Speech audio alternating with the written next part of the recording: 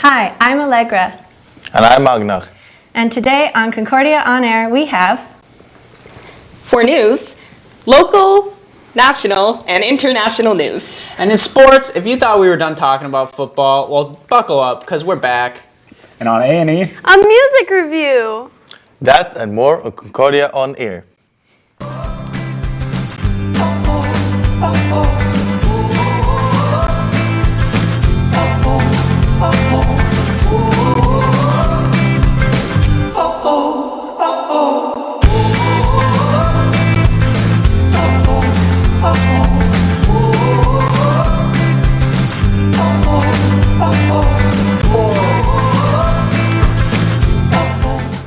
So Allegra, what did you do during the winter break? Well, I went home to Calgary, Alberta, and largely I practiced for my recital, which was last weekend. But I also got to do some skiing and lots of family time. What did you do? I went back to Norway, so I also went home. Yeah. Went home and was with my family. Not skiing though, we don't have snow where I live. So it's the only place in Norway where there's no snow is on the west coast, and that's where I live. So we had we had one day where it was like a little snow, but it was a thing that it vanished the same day. Oh, that's kind of funny, because where I live, there's lots of snow. Yeah. How was being home after so many months abroad? Oh, that was beautiful. It was good to see my family again, my little brother, my little sister, and my mother. So that was really good. I really enjoyed it. Yeah. Do you have exciting classes this semester? Oh yes, the most exciting will almost be finite mathematics. Oh wow. Biology and it's only heavy classes this semester. Oh. Which is your favorite? Favorite must be history. History is always interesting because we learn about what happened before us and what they did and how we become like we are today, how the civilization started and all these things. What kind of history is it? We have the European history from 1500 to today. So it's about the Holy Roman Empire, Christianity and how they grew, and Reformation and things, humanists and all of these things. Really. Have you looked at Norway at all? Not yet that much. Okay. The most interesting from that era will be the Swedish Empire, which got taken down by the Russians, Peter the Great during the... don't quote me wrong, but the 700, I think it is. Oh, interesting. Well, that sounds really cool. Keep me updated. I will. So which classes do you take this semester? Oh, I'm taking some fun ones.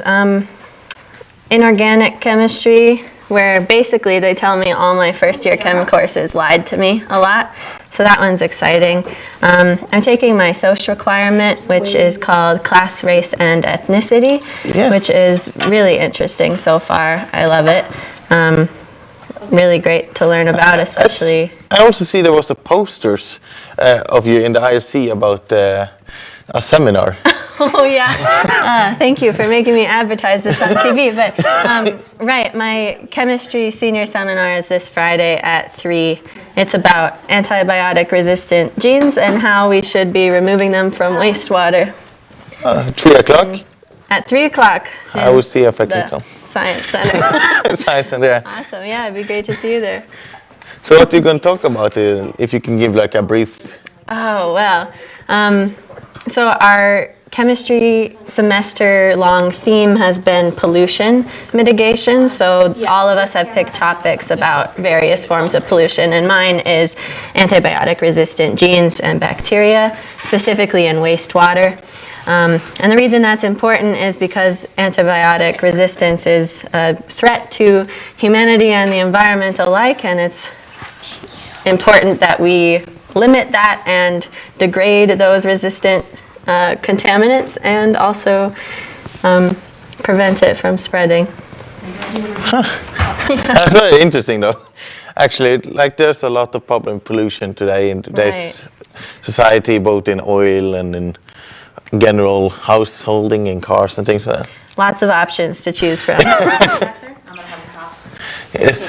Yes, now over to news. Hello, my name is Mary Balstead. And I'm Elise Grabinger.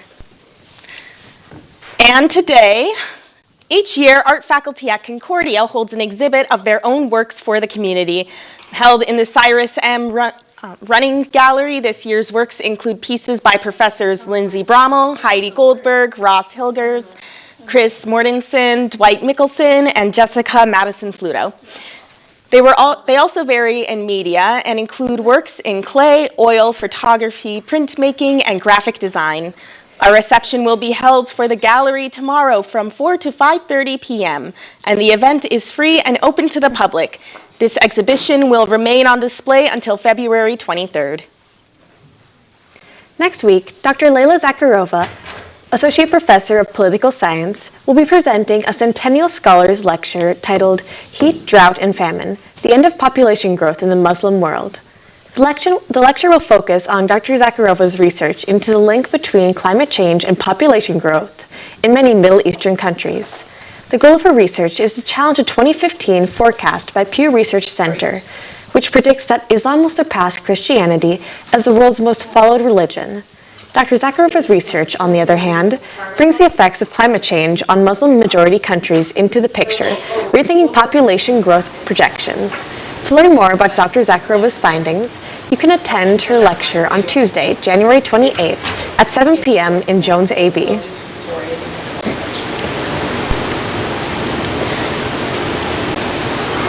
Women Connect, a monthly program put on by the Fargo-Moorhead West Fargo Chamber of Committee, had an impressive guest at this month's event. Marissa Orr, a former executive at Google and Facebook and an author of bestseller Lean Out, The Truth About Women, Power, and the Workplace, visited on Tuesday at the monthly meeting. Her talk, which centered around the theme that the system is broken, women are not broken, focused on empowerment for women and the need for self-care. Women Connect is one of the most attended programs of the Chamber and meets each month to focus on the needs of development of professional women. They bring in speakers each month from the community who have messages pertaining to current women in the workplace. Each January, they invite a national keynote speaker to speak at the event. Meetings are held on the fourth Tuesday of every month. Unfortunately, the Fargo-Moorhead area has experienced a recent loss. O'Leary's Pub announced its closure on January 20th on the company's Facebook page. But fear not, the loss of the amazing food and drinks will not be forever. The company, under new management, stated that it will keep the name and plan to reopen later. No date has been disclosed, but the company plans to keep the public updated through their social media. The royal couple Meghan Markle and her husband Prince Harry announced last week that they will be stepping back from the English royal family. The decision was not made lightly, announced Prince Harry. The couple will be splitting their time between the United States, Canada, and the United Kingdom. Some speculate that this separation is due to racism in the royal family itself against Meghan Markle. This move has left many minority residents of the UK saying, "What took so long, and thank God they are free." The CDC has just confirmed the first U.S. case of the deadly coronavirus outbreak, which recently began in China. The man had just returned from visiting China when he began to experience pneumonia-like symptoms and has now been hospitalized for treatment and further testing. Meanwhile, in China, nearly 300 cases of the disease have been confirmed and 9 are dead. Many of the patients are believed to have contracted the illness after visiting a food market in the Chinese city of Wuhan. The illness was initially believed to be spreading from animals to humans. However, health officials have recently found evidence of human-to-human transmission. Research will continue on the source and treatment of this deadly virus. Now onto an interview with Ellie Schaefer about Peace Scholars. Hi, I'm joined here by my good friend Ellie Schaefer and 2019 Peace Scholar, which is a program that Concordia has every summer to send students to Norway to learn about lots of things that Ellie will tell us about. So welcome, Ellie. Thank you for being here. Hi, Allegra. Thanks for having me. So first of all, what is the general program like? Yeah, it's a really cool program. So every year there are 2 students from Concordia who are funded to go. And there are two main components. The first one is that we spend a week in a city called Lillehammer in Norway where we learn about peace and dialogue. And we actually partner with this really cool nonprofit organization that does peace and dialogue work and like trainings about peace and dialogue full-time year-round. So they were really cool people to be able to meet and just to learn from them. So we had a full week of these dialogue seminars where we were with a group of 30 people from all around the world just like talking to each other about really important topics and getting to like really share our life experiences relating to these topics. So that was a really powerful experience. They also had really good food there, so that was really nice. And then the second part of the Peace Scholars program is actually held in Oslo in Norway, and we attended the International Summer School at the University of Oslo, where we were able to take classes and have more of a formal academic experience. So I was able to take a Norwegian class this summer and practice some of those skills, and then was also in a peace studies seminar class as well. Interesting. How long is the program, and what does your free time look like while you're there? Yeah, so it was a 7-week program, so a good amount of time. But it was also nice because I still had some of my free time like in the U.S. for the summer as well. But while I was in Norway, I had lots of time to just like explore Oslo. The program comes with a metro pass, so I was able to just like explore the city on my own and for free, which was really cool. So just got to go to all of these different neighborhoods and spend a lot of time with lots of new friends, going to parks and lakes and like urban areas. Just get to explore a lot. What was your favorite thing about being immersed in Norwegian culture? It's kind of a tough question because I was in a really international program. So the international summer school that I was at, there were 500 students who actually came from 92 different countries. So people were from all over the world, and because of that, I wasn't interacting with very many Norwegians. So a little bit different than what you're asking, but I think my favorite part was still the people that I met and that I got to learn about their cultures and also about Norwegian culture. So just to get a little bit of everything while I was there was really great. Do you have any advice for any Peace Scholar hopefuls, given that the applications were due today? Yeah. I think one of the things that I've been reflecting on is just how important it is for the dialogue seminars to go into it with a really open mind and just being prepared to hear from all sorts of different people and their experiences, and not to judge people for like what they're saying, but just to be really ready to listen to them. And I think one of my big takeaways from this summer is how important that is like every day as well, not just when you're like in a formal seminar for it. Yeah, be ready. Did you get to do any other traveling while you were there, outside of Norway or within Norway? Within Norway, I got to go to a few cities. I also went to a national park and did a big hiking trip while I was there, and that was just super cool. But I also got to go to Bergen in Norway and Ålesund, which are both cities on the western coast of Norway. That It's sounds really fun. and nice. And I'm assuming that you met a lot of people who you've kept in touch with and would want to go and visit. Yeah. Where else in the world could you find Peace Scholar friends? Literally everywhere. We have a big Facebook page where people are still all the time like posting pictures of like Peace Scholar or like international summer school reunions everywhere in the world. So some of my really good friends are from the Ukraine, Colombia, a student from Zimbabwe. So just really everywhere. So it's really cool to just like see everyone else like still meeting up with each other, and I've kept in contact just over text with most of my friends. Well, that's really wonderful.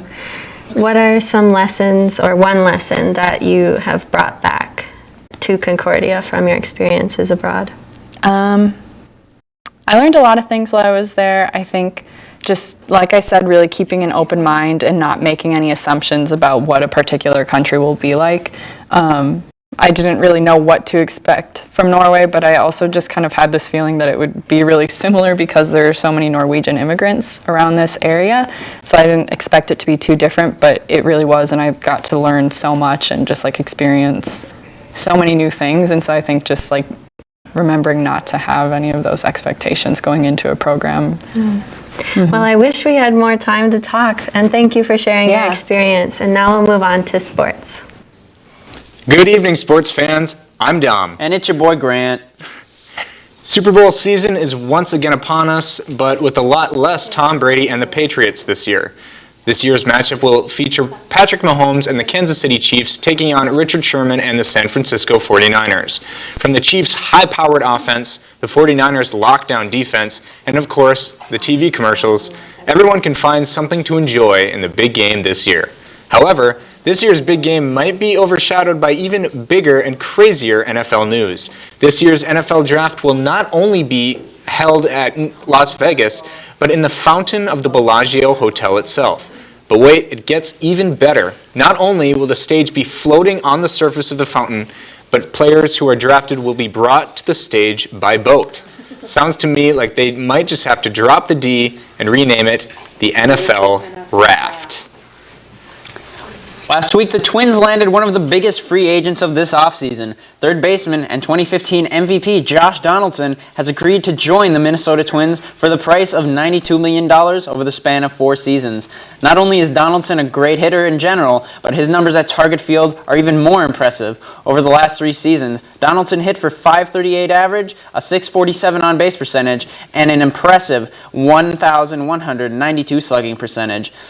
Just 1 season after setting the single-season home run record, the Twins are gearing up to hit even more this year. And now, we hope you'll enjoy this package. Olson Forum is Concordia's primary workout facility for its students. Equipment such as treadmills, bikes, and free weights are located all on the small balcony. The facility is open for students from 6 a.m. to 12 on weekdays and noon to 10 p.m. on weekends. The track below is open to the student body, but only if it's not in the use of varsity athletics and organizations between 6 p.m. and midnight. On the north end of Olson Forum, there is another considerable balcony space that is currently home to biohazardous canisters, ancient decorations, and a whole lot of dust. Last year, one frustrated student reached out to the athletic department and facilities. They asked if the space could somehow be cleaned and repurposed to be more accessible for all students than the current narrow walkways allow. The last update this student heard was on September 24th. In previous years, students could use free weights on the south end of the lower level of Olson Forum. Unfortunately, this year they have all been removed. This leaves the small and unaccommodating weight room, which is currently only available from 7 to 9:30 p.m. Monday through Thursday. On the weight room doors, they even encourage students to find an off-campus gym, which would cost an average of an additional $30 a month. Olson Forum is not being utilized to its fullest potential. In fact, many students refuse to work out on campus because of the cramped spaces and inconvenient times. We cobbers deserve better and should not have to go to an outside gym to get a quality workout. To conclude, you get in life what you have the courage to ask for. So, students, let's ask for what we deserve. This is Grant and Sam for Concordia On-Air. Today we have Simi Lee here, who is a neuroscience from the Carving Club. Hi. So hi Simi, can you tell me a little about the Carving Club? The Carving Club is about promoting art, and I try to do this because I haven't seen much of carving in Concordia. That's why I opened it. So that you didn't see a lot of carving in Concordia driven you to start a club? Yes, and also during prelude, I have a chance to go to a village in the United States, and they start to have the table for carving for kids. So your goal is to get a lot of people now to start with carving. I'm sorry. So can you tell me a little about how it is to start up a club here at Concordia? We need to gather like at least 5 people, but lucky in prelude I have gathered more than 10, and then we just go to the website and doing the process. It's very simple and easy. And before you do that, we need to advisor, and you just need to talk to a teacher around the campus, and they will help you with that. So it's a smooth progress. Yeah, it's very easy. And if you have any trouble, just go to the Center for Student Success. They will help you with that. So can you tell me a little about how you can get in contact with people in Carving Club? And if you are interested, when do you have meetings and when do you have? We will have meeting every Thursday from 7, and you can stay up late until 10. I will be there. Normally will be in ISC and the room will depend, but most the last in session we have is in room 340. We also have a Facebook group, but I mostly contact with them through email. So if you search for a copper carving club on Facebook, you will find it's a secret group. So tomorrow we will have a table at Kobo Expo. So you just register and I will add you into the email group. So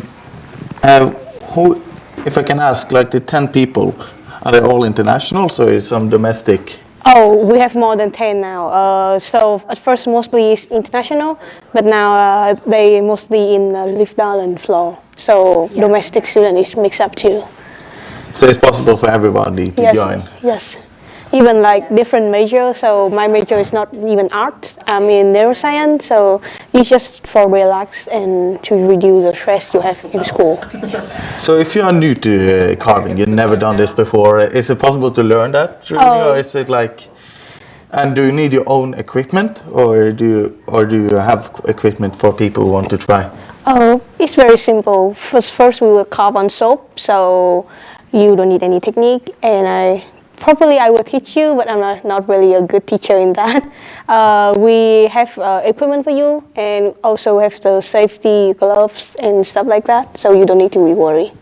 And you can make anything you want. Oh yeah, mostly will be about animals, but we are hopefully to do something on the Easter too.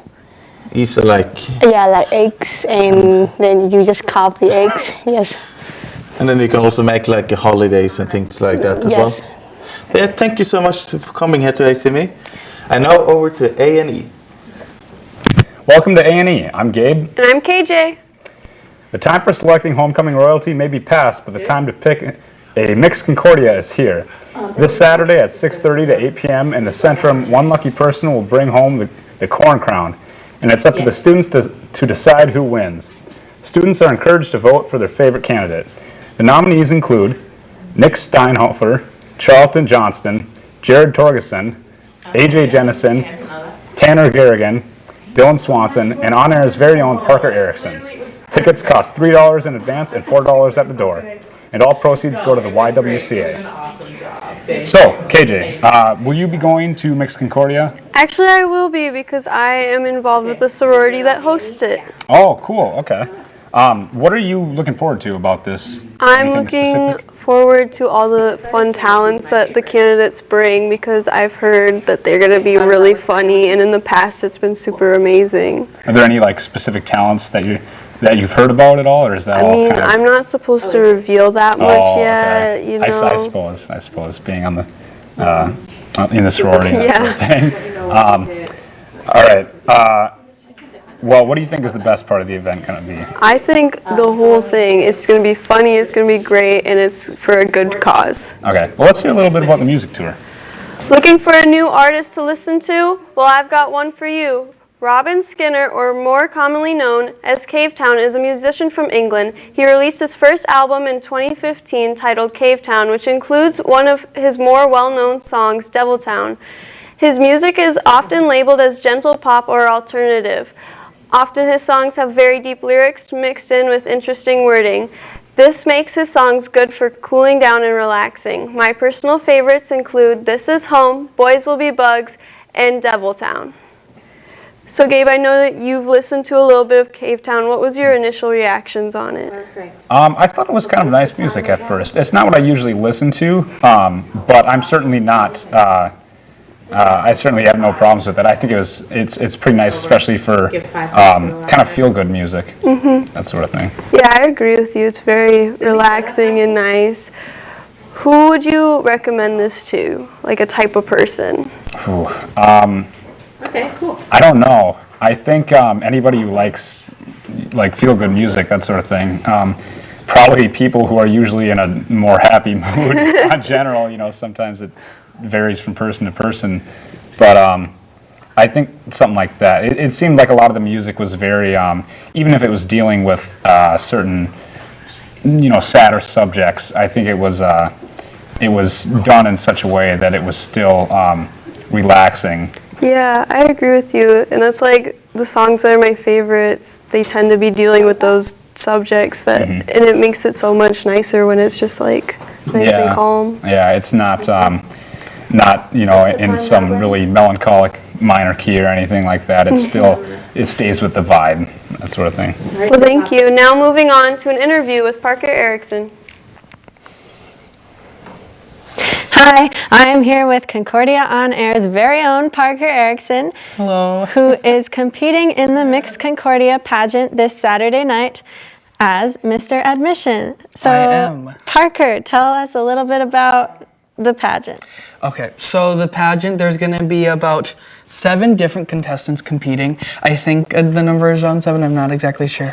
But anyway, so throughout this week, me and the other contestants have been raising money for the YWCA in Fargo, which is a nonprofit that primarily helps women and children in the Fargo-Moorhead area who are either coming out of domestic abuse situations or they are trying to escape poverty, really just trying to find a better life for themselves or for their family if they have one. Well, that sounds like a great cause. For sure. Do you know how long the pageant has been happening? The pageant, it's been going on for a little while. I'm not exactly sure like the actual time. It's been here as long as I've been here, which is not a significant number because I'm only a sophomore still. But at least 2 years. I know it's been around longer than that though. Right. I definitely remember it my first year, so it's at least 4 years old, but probably a lot older. Yeah. I know they do a lot of great work to raise money for the YWCA. So on the DL, do you want to tell us a little bit about anything you're performing? Okay. A little teaser, perhaps? Just a little teaser. Okay, so I won't give away too much because you'll get to see it Saturday night. But for my talent, I might be teaching a popular dance and talking about its cultural importance to Generation Z. Okay, maybe I just completely gave it away, but I think it's going to be informative and it's going to be a lot of fun, which is what I strive for as, a future teacher. Okay. Being the cool teacher. How do you think you're going to fare in the interview? Oh, so I feel like I do well under pressure. It's when I do my best. So I don't think I'll mess up too much or have like a complete like brain freeze moment. I'm optimistic. Okay. Yeah. What is your competition strategy if you have one? My competition Without strategy. revealing too much, Okay. of course. Kill them with kindness. That's the most important at the end of the day. Being understanding that you may not win, but you can try your best. And the real goal is the money for the women for the at YWCA.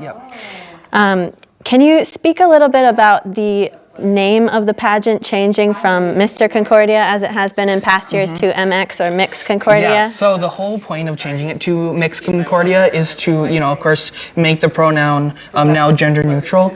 So there's no binary towards it, so meaning that men, women, and anyone who identifies as non-binary can join the pageant, which I think is amazing because now we can have so many more contestants and now we can raise so much more money for the YWCA. I'm really happy for the change. I think it was something that definitely needed to happen. Yeah. That's good. Do you have anything else you want to tell us about the event? What time is it? Saturday night? Saturday night at 7:30? 7:30. It's at 7:30. Tickets are $4 at the door if you purchase them beforehand from one of the contestants. They're only $3, so that's something to look out for as well. Just come and show your support or come and donate. They will have, I know the sorority will be having a table in the Centrum, or not the Centrum, but in the atrium where you can go and donate. I don't know. Go if you can. If you can't, donate if you can. If you're not able to, at least try to show your support for it. Well, a big thing that a lot of people don't realize also is that every dollar you spend counts as a vote for whichever contestant you choose. So if you give Parker $3 and buy your ticket, then that counts as 3 tallies on his vote sheet. And that actually counts for a lot of how it is determined who wins MX Concordia. So if you don't know who to vote for, I'm not saying vote for me. I'm saying vote for him. I think all the contestants are very well deserving of the win. Well, Parker, good luck. Can you close the show for us? Okay. You say goodbye? Well, thank you so much for watching Concordia On Air. I'm Parker. I'm Allegra. And hope you have a great night. I don't know.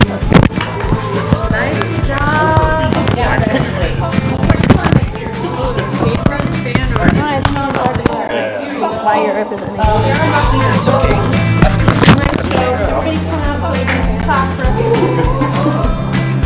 No, you're wearing jeans, dude. I didn't really have time to put anything else. Yeah, I mean, I guess it's open for interpretation. It's true. I could put a handle like at the top of the WWE. Because this work deserves to be shown. Thank you for the interview, by the way. You're so good at asking questions. There's those questions.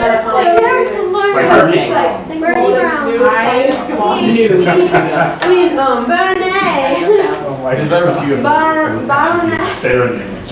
There's someone who like him. Prop it open. You remember this was on there.